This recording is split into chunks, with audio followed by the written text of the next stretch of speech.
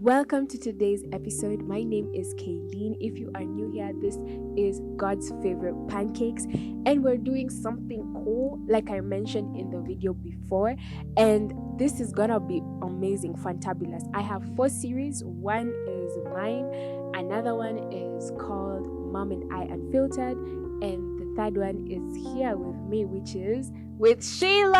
Hi. Come on. Hi. So in this series, we're gonna be talking about a lot on just being in our 20s, and this series is called "Are You Ready?" In our 20s, We've just arrived. We've just arrived, guys. Have you arrived? We've just I arrived. just arrived.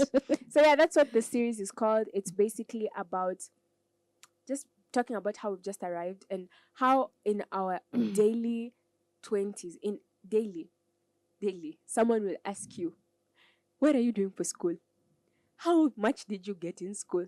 Where are you going after Do you have school? a job? When are you getting kids? Are you What's your getting 5-year married? plan? Are you in a relationship? Why are you Are dating? you planning Why to are you move not out? dating? Why do you have curfew? What's going on with your setting system? We've just We've arrived. just arrived. So now. in today's specific episode, we'll be talking about basically God's will and perfect will. And we're going to go deeper on that and explain what that is in the first place. Mhm. But I think it's very important in this era of we've just arrived, to know what is important as a perfect will and Mhm. what is permissive Permissive will. will. And what is God's will. Because if I'm not dating right now and everyone else is dating and you've just Not arrived, you would want the pressure to you're like, am I supposed to be your what? favorite. You know? So can we describe what permissive will and what's perfect will and what's permissive will and what that is to you? I think let's start with permissive will. Mm-hmm. Permissive will. Kwanza, before we start, Mm-hmm. let's talk about why we decided to talk about this. Oh, this is a fun story. So Yes. last year, me and you have been having like really heavy conversations about You know and what who? me and you. Oh. I'm dead. Yes. Unajua, it's because you always say me and God.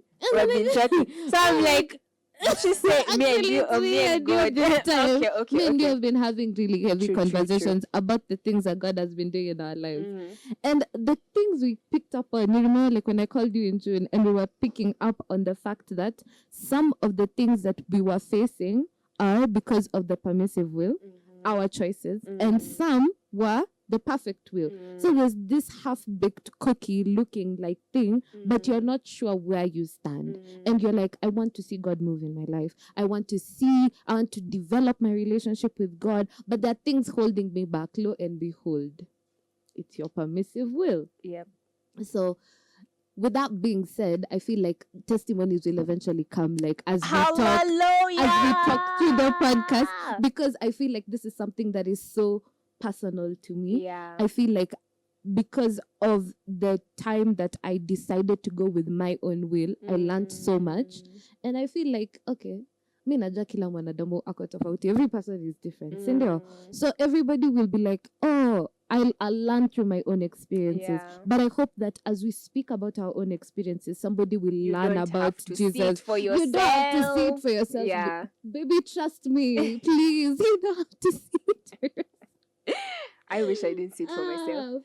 So I think for me, even like the reason we decided to talk about this episode is because even for me, I was having a hard time, and a lot of the problems that were coming in my life, when I listened to this someone is saying, it's because you've disobeyed. Disobey, you see. And it's true. Some of them, it's true. It's because I was disobeying. Like, God has told me to do this specific thing. Like, one of them is make music. And I would not make music. And God is like, if you don't, I'd have dreams of basically everyone in class has gotten 100% and me, I'm there with my 60% because I am not sure about what's going on. Because it's basically like, unless I pita this mtihani, I'm not gonna move. And if I'm going to be disobedient, then tutarudia class. Tunarudia to class. So there was that. And then on this other side, pastors would be like, you're where you're supposed to be. And not even pastors, prophecies would come to me and be like, people would come to me, God himself would come to me, don't worry, don't freak out, you're exactly where you're supposed to be. And so I was so confused. I was like, which one is it? Is it it me? Should I work for it? Like, should I prepare, make music, blah blah? But then at the same time, I'm hearing God say, you're actually where you're supposed to be. So which one is it? Because if it's where I'm supposed to be, it's different. It means that if it's where I'm supposed to be, I chill and I wait. Yeah. But if it's something I'm supposed to do, then you finna be in the kitchen too. Yeah. Which one are we doing? So I remember I was so confused. And when we were talking about this permissive and perfect will, I don't think we'll have answers per se, but we'll just use our own. What we've learned. Yeah. Basically, everybody has their walk with God. Yeah. Again, we're not here to tell you, you should do this, you should follow this. No, we're just here, two shorters in their 20s who have been told by the Lord, yo, put your story out in the limelight. Let's just go public with this.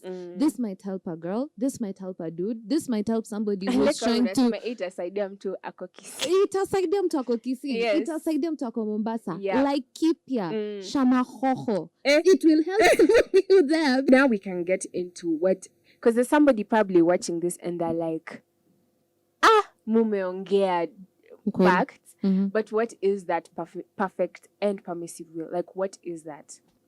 I feel like I should start with permissive will. I feel like people need to understand what permissive will is. Permissive will is basically you making decisions in your walk with God. I'm not saying you will do it all the time. It won't be I'm going to make a step-in decision in every aspect of my life. It's just that sometimes you'll have to make specific decisions. So let's say you haven't had God on which school you're supposed to attend or which job you're supposed to take or which scholarship you're supposed to apply for. Things like that. You make the decision for yourself, depending on how you know yourself, how you see yourself. Maybe it's determined by previous prophecies. Maybe somebody came and told you, hey, I see you in this specific country. So you apply for scholarships based off of that country and stuff like that. Those are permissive will, because God didn't tell you, okay, now let's go with this specific one. You know, that's permissive will. Permissive will can also be, God has clearly given you an instruction on doing something and you choose not to do it. You choose not to do it. So that can be another way. Another way I could define permissive will is when you kind of, basically all this are just you making decisions, but it's you going off the rails in different tangents. So it's like degree naendelea kuongezeka. We were at 0, we are now at 50, and then that's when now you're like at 100, where now the Bible talks about you grieving the Holy Spirit, is when you know what you're supposed to do, but you just don't do it and stuff like that. I think we just said it in the second one, but I feel like this one is heavy weighted because let's say, for example, the Lord has been repeating something, like in the case of your music.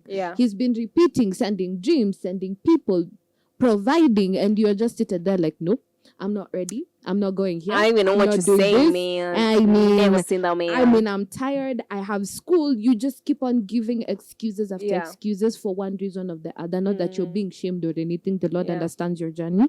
So there's some specific aspects of it. Then, perfect will, I feel like perfect will is more detailed in the sense that, let me place a disclaimer.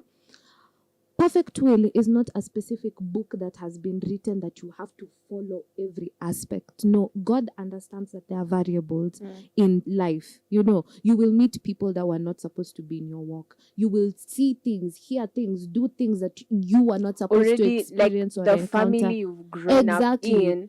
There are things, there are dynamics in your in your essence as a human being that are not that were not supposed to be there. Do things that they're not supposed to do. And because of that, you are entitled. Not rather entitled. Entitled is the wrong word, but rather you are for lack of a better word, let me say, Almost you're pushed. You're pushed to make decisions based off of the circumstance you're in. And God isn't about to shame you for that. He's not angry with you. He loves you. And he has accommodated it for you. That's why they say Christ died before the foundations of the earth were created. He died to accommodate for those things that will happen in your life. You see? So it's not that I made a mistake in making this decision, so God must be angry with me. It's not like that. It has been cancelled. Perfect will also accommodates your permissive will.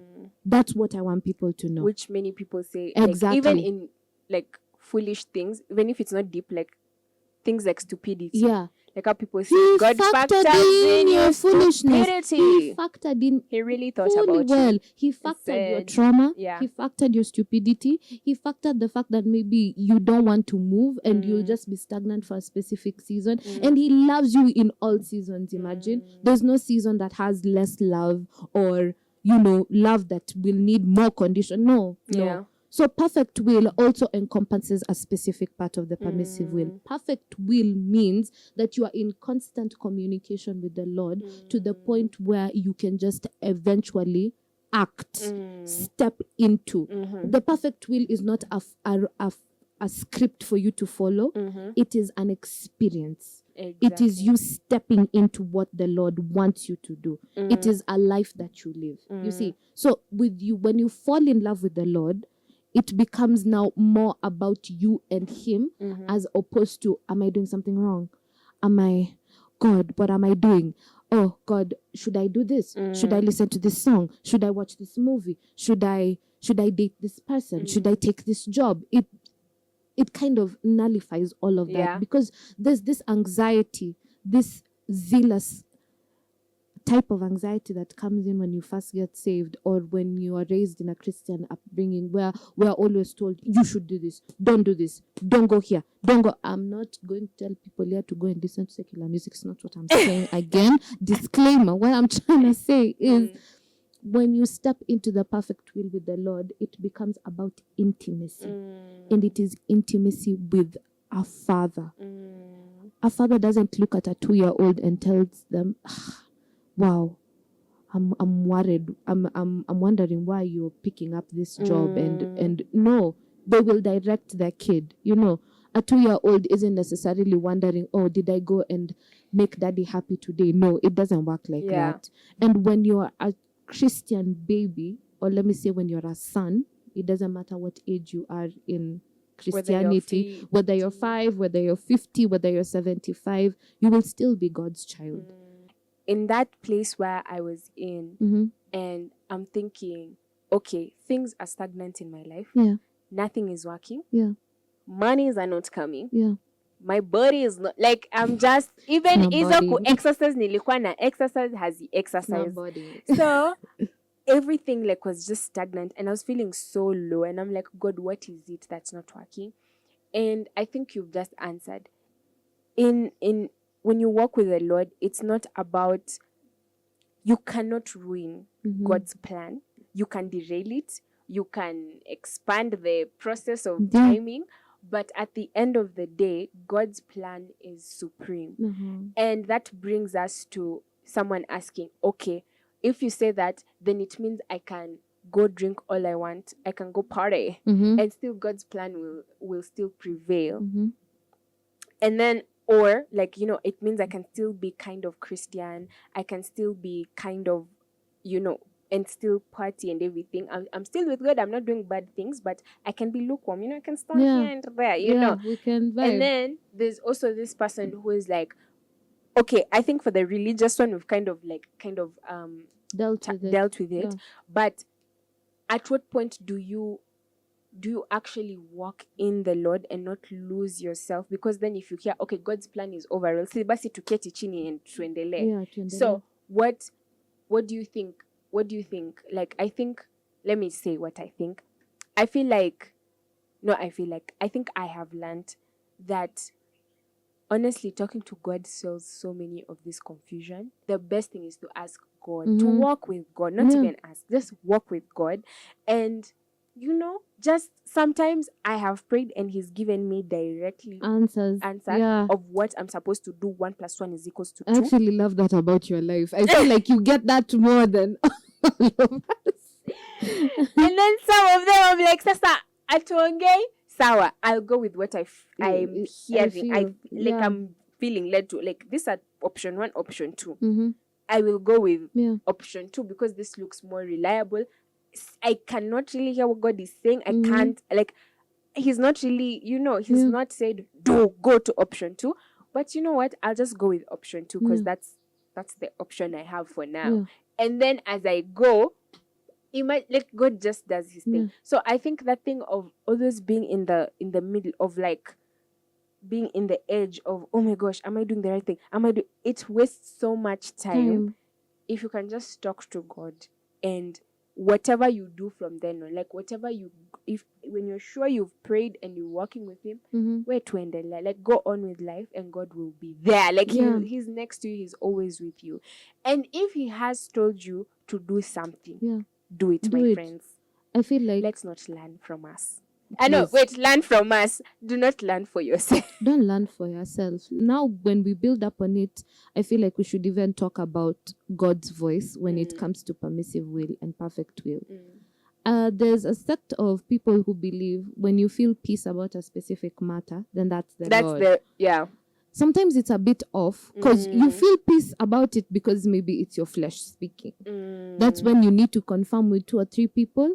And then the Lord always confirms through his word. There's no aspect of your life that the Lord will not confirm through his word. I feel like let's just get that up. That is like the baseline of this whole conversation. And God speaks through nature, through dreams, through the song you're listening to, through signs and wonders. Prophecy. Your drunk uncle, your drunk cousin, your happy best friend, the sky, anything can be used to speak to you. You get? So I feel like that one is actually very important. First, have you deduced that this is the Lord speaking? Because I feel like most of us kept on thinking, oh, this is the Lord. So let me go. I feel led to do this. I feel led to go to this school. I feel led to go to this hospital. And at the end of the day, God also factored that in. I love that about him. Yeah. He factored it in. He was like, the grand thing about this conversation. It's beautiful because whatever decision you make, it doesn't matter whether it's wrong or right. God has already factored it in. And imagine if it's wrong, what does the Bible say? I will redeem the time. Joel 2:25. He will redeem it for you. Exactly. There's no one aspect of your life that God hasn't put into consideration. So the more you the question is, how long is it for you to take to get to this place? It's like a road, like you're here in point A and you're going to point B, but then you found yourself to point Z, ukaenda. You disappear. Sasa he'll have to take you back slowly. Now you're gonna come back. Point B is coming, but you've derailed, like you've taken time. Look at me in the eyes. You cannot compare your Christian journey with someone else. I remember there's a time I told myself, I can, like I met someone and they were like free in life. They were so free. They were listening to like all the... So at that time, I wasn't listening to secular music at all. At all. Because in our house, we never used to listen to it. So this person comes, God spoke to me through a Michael Jackson song. And I said, Mbona mimi siongeleshwi na Michael Jackson? Where is Michael Jackson not talking to me? So I said, this week, I'm going to listen. Not even this week. It was very subconscious. But not subconscious. I was very conscious. But I decided, you know what? This is what I'm going to do. I'm going to live my best life, guys. I'm going to listen to all the songs my daddy told me not to listen to. I'm telling you, I think in a month, I was like, God, what is going on? Lord, I can't hear you. I was like, this life is not giving. Nice, beautiful. Now, the crazy thing about like doing Christian, like following other Christians, is that at the end of the day, like for this person, imagine maisha yake na Mungu iko iko sawa. Like hata yeye anasikia Mungu direct. But for me, if I go saying I'm comparing my Christianity with this person, then I'm going to suffer. It's going to mess you up. Because God understands my temptations are not yours. You will struggle with things that I won't struggle with. You will struggle with things that, I will never struggle. I think I've said the same thing, but yeah, it's fine. So basically, we are two different people, two different personalities. We even come from two different generations. Yeah. Your generation, what it's struggling with, might not be what my generation is struggling with. We're struggling very different things here, but we're still under the same God. Yeah. Now, when I was talking to you last year and I was telling you how my relationship with God has deepened despite my situations and circumstances because I chose to be honest with Him. I'm struggling with this, God. I don't like this, God. I'm not interested in doing what you want me to do, God. And I leave it at that. Trust you me, the next day I wake up and I have energy to do what He told me to do. Imagine, it's that beautiful. You see, it's the honesty and how you cater for the fact that you care about His feelings and your own, and you tell Him, let me tell you the truth. Mimi nimechoka na mistaki kufanya hizi vitu. It doesn't need to be at, I need to wake up early in the morning, read the Bible, listen to worship music. I'm not saying you don't do all that. Please do, because they aid, they facilitate in your relationship with the Father. But the point is, are you being honest with Him in this journey? A relationship will always be a mirror. You will always see an expression, a revelation of yourself through it. And you might not necessarily like it. Take it to God anyway. Perfect will is 3 parts. Your permissive will, the one where you partner with God, and then there's some specific aspects of your life where God will just tell you, uko pale unataka kuenda. Baby, Rudy, baby, no. My love, ladies, uko ni kubaya. Let's not go there. Because I feel like He is a father. He is a father. What is a father supposed to do? I feel like that's another segment we need to talk about fatherhood and how God, is a father and how we need to relate with God to these people, But those are the 3 aspects. Here where you make decisions with God might be, God, what should I do in this situation? Maybe you've had a conflict with somebody and you don't know the way forward. God, what should I do? So you sit down and you have a nice amicable conversation and God is like, we should do this. Are you okay and with then, it? most of the time, I realized we overcomplicate things. When we read the word, it already shows the character of the Father. So for a fact, if I have a problem between me and you, and like maybe the problem is, I feel that you're not listening to me or anything like that. If I read the word, if I read Jesus, how Jesus walked on this earth, He was really tolerant. He was very tolerant of so many things. What was shocking about Him, I was wondering, because He was fully man. Yeah. I was thinking about how Jesus, how did He even have that capability to be able to sit down with Judas, someone He knows is out to get him, to kill him. He knows. And he'll still sit and have bread with him, ask him, how's your wife? How's your family? And he really meant it. Like he genuinely meant it. And 100% gave his all. So how did He do it? And I remembered, like, when you read the word, not even I remembered, when you read the word, you see every time He used to go back to the mountain. Exactly. He would go back to God. I'm sure He used to vent. I'm sure. I'm like, bro, your guys, please, yo. Okay, I'm trying to I'm teach done. these kids. Mmoja wao anatembea na mimi na amenidoubt from day one. I'm telling you, it's that bread. What do you mean? Which bread? What did you put in it? When you monitor how Jesus walked, it changes so much. So if I have a problem with you and I see the character of Jesus, then I go to my Father and tell Him, you know what? I'm trying to love Sheila right now, but it's not making sense. So every bit of me will remember the word, will remember what I'm. So we overcomplicate things, like what is God saying? But if you read the word, it shows you the character of God. And you have the Holy Spirit now to help you. to now remind you these things. So instead of freaking out, and I know a lot of people are going through a lot of transitions right now, and you're wondering, should I move out? Should I move in? Move out or stay in? Should I go to school? Should I not go to school? Should should I go to this school or should I not go to this school? And you're so stuck in like making this decisions. specific decision, Yeah. but you're not asking what's the in my destiny, in what God has called me to do, in all these things. When I read the word, what is these two options at the end of the tunnel? Where is it reaching me to? You understand? Yeah. Like, it's bigger, because God is not thinking about, okay, he cares about the tiny details, but at the end of the day, it's your destiny he's thinking about. But I think the aspect of the word kind of like cuts 50% of our problems in decision making. Yeah. Because you get to see the character of God, you get to see what he believes in, how he walks, how he thinks, all these things he helps you. Now, secondly, I like what you've mentioned about people. Having people around you to be able to, okay, maybe the word is not saying, Sheila, go to this school, but someone will have a dream. Will have a dream. Will be able to just tell you, like, this is the best school. In perspective. Like, this is the best school. Yeah. This is what you got. Yeah. So I think that's yes. Go to your third one. The third one is basically the one that, God, please, kuna vitu tu Mungu hamtaipigana nayo. There's some things, I feel like there's some aspects of Christianity that God won't fight you on. We won't fight you on it, by the way. There's so many things God won't fight you on. I'm not going to have this conversation with you. You're my child.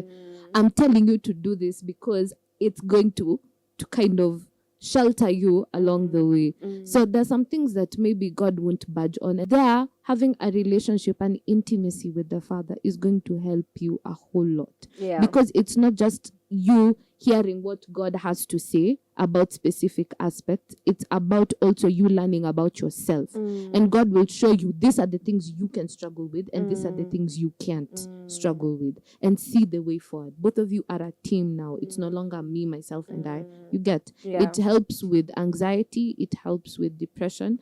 Because I feel like a lot of our generation is anxious and depressed.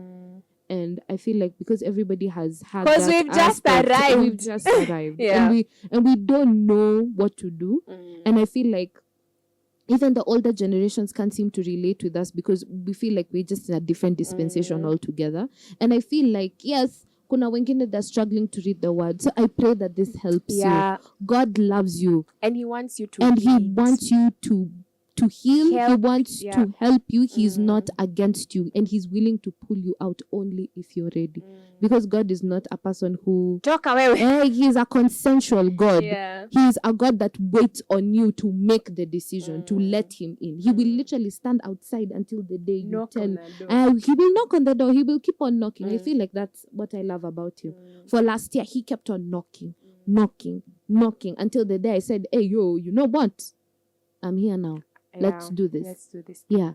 So I feel like we've kind of explained. I think we really have. I think, honestly, to sum it up, what I'd say to anyone who's going through life, maybe people have, you've grown up in a place where people have not followed the will of God for your life. Yeah. And they have, gone out. Like, they've actually gone out and affected you in their going out. Or if you simply are having two different decisions and you're wondering, oh my gosh, what should I do? What is the plan? Like, what is God's plan for my life and all that? Just to remind you, we do not have the answers. We cannot tell you go to this school. We cannot tell you marry that person. We cannot tell you that. But there is a God that is willing to walk with you in this journey. And I think sometimes God puts us in those positions of confusion so that we can lean on him. And I feel like that is where my whole 4 years has been, where I'm in the edge. And God is like, okay, here I am. Crisis creates transition. Yes. It's an opportunity for transition in relationships, in life, in your walk with God. Yep. Crisis is like enzyme. Yeah. Catalyst. Yes. For transition. Yeah. So I think at the end of the day, guys, I hope this has really helped you. And we've just arrived. Have fun, guys. I was going to say go out, but Yeah, go out. It might be different. Go out for picnics. Go out for parties. Go out for podcast sessions. Go out for have Japanese fun, guys. Conventions. I hope to see you in the next series. We're so excited for this series, Yeah. guys. We really are excited. We planned for this for the past 1 year. So just arrive with us. Tears. Just arrive with us as we arrive. Yeah. I don't know what you have said, but we've just arrived. Let's get together. We've just arrived. Bye, guys. Bye.